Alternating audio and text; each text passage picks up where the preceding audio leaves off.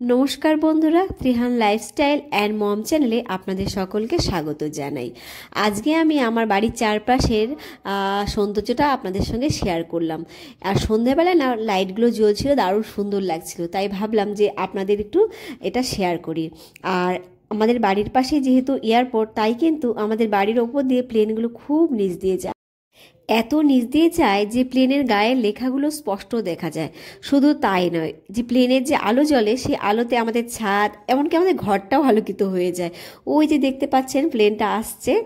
আর ভিডিওতে কিন্তু প্লেনটা অতটাও বড় দেখা যাবে না, কিন্তু আমাদের ছাদের থেকে অনেক বড় দেখা যায়। আশা করি এইটুকু ক্লিপ আপনাদের খুব ভালো লাগবে। তো যাই হোক, এইবার আমি মূল ভিডিওতে চলে যাচ্ছি। আর আজকের রেসিপিটা কিন্তু অনেকটাই হেলদি হতে চলেছে, আর ভিডিওটা কিন্তু না টেনে পুরো দেখবেন। তো প্রথমেই গ্যাসে আমি একটা প্যান বসিয়ে নিয়েছি। বসিয়ে আমি এখানে দিয়ে দিচ্ছি সাবুদানা। আমি কিন্তু এই সাবুদানাগুলোকে 30 মিনিট ভিজিয়ে রেখেছিলাম, তারপর ভালো করে ওয়াশ করে নিয়েছি। আর আমি জল সমেতই সাবুদানাটা দিয়ে নিলাম। আর বাচ্চার বয়স যদি 1 বছরের বেশি হয়, আপনারা কিন্তু এখানে গরুর দুধও অ্যাড করতে পারেন। এইবারে কিন্তু আমি সাবুদানাগুলোকে রান্না করে নেব।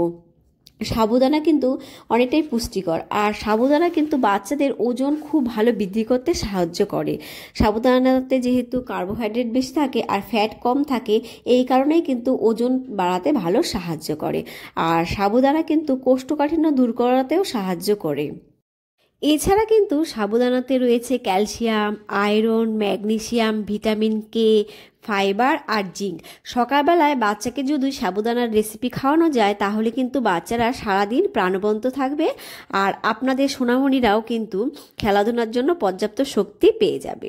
তো ফিরে এলাম খানিকক্ষণ পর, আর এখানে অ্যাড করে দিচ্ছি গ্রেট করে রাখা অর্ধেক অ্যাপেল। আর এখানে কিন্তু আমি একটা আপেলকে 30 মিনিট নুন জলে ভিজিয়ে রেখেছিলাম, তারপর ভালো করে ধুয়ে নিয়েছি। এরপর কিন্তু কেটে আমি গ্রেট করে নিয়েছি। সেই আপেলটাই আমি মিশিয়ে নিলাম, মিশিয়ে কিন্তু খানিকক্ষণ রান্না করে নেব। আপেলকেও কিন্তু শক্তির পাওয়ার হাউস বলা হয়। আর আপেল থেকেও কিন্তু বাচ্চারা পেয়ে যাবে প্রচুর শক্তি, আর পেয়ে যাবে পুষ্টি। খাবারটিকে আরও পুষ্টিকর করার জন্য এখানে আমি কিছু ড্রাই ফ্রুটস নিয়ে নিয়েছি। 2টো আমন্ড নিয়েছি।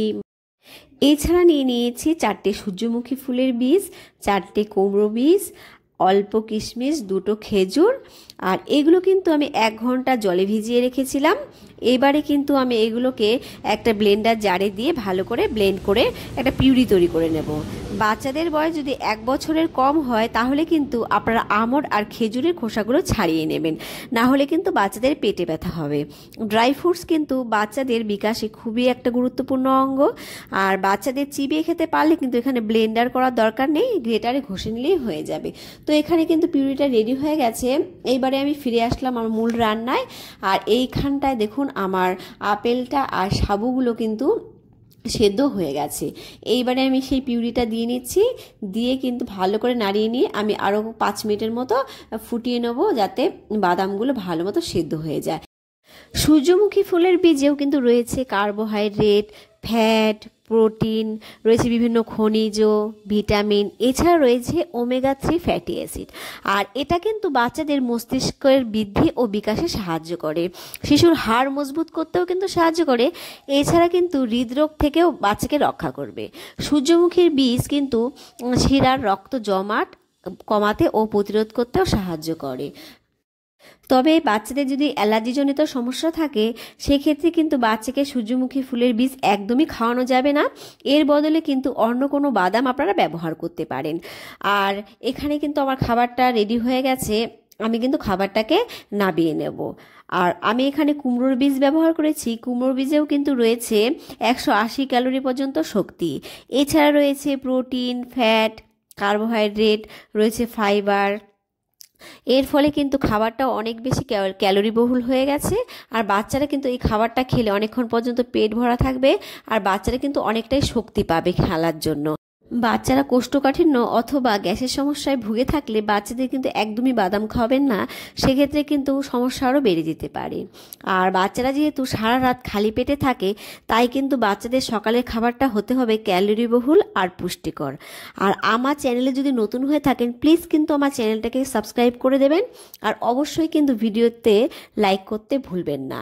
আজকের ভিডিও এই পর্যন্ত। দেখা হবে নেক্সট ভিডিওতে বাচ্চাদের জন্য আরও নতুন মজাদার রেসিপি নিয়ে। ভালো থাকবেন। থাকবেন, বাচ্চাদের ভালো রাখবেন। Bye bye.